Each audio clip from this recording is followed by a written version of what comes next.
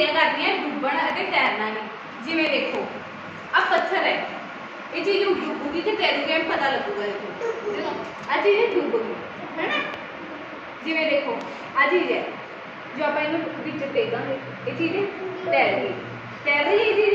ਹੁਣ ਜਿਵੇਂ ਚਾਕ ਡੇਗਦੇ ਜਦੋਂ ਆਪਾਂ ਪਾਣੀ 'ਚ, ਇਹ ਡੁੱਬ ਰਿਹਾ ਕਿ ਤੈਰ ਰਹੇ, ਡੁੱਬ ਗਿਆ।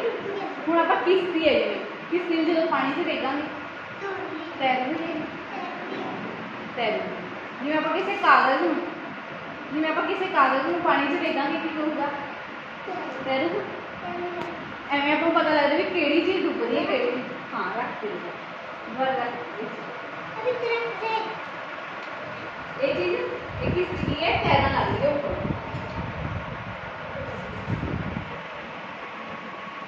इस तरह जिवें डुब रहे किश्ती तैर रही है, इस तरह डुबन से तैरना की चीज पता लग गई।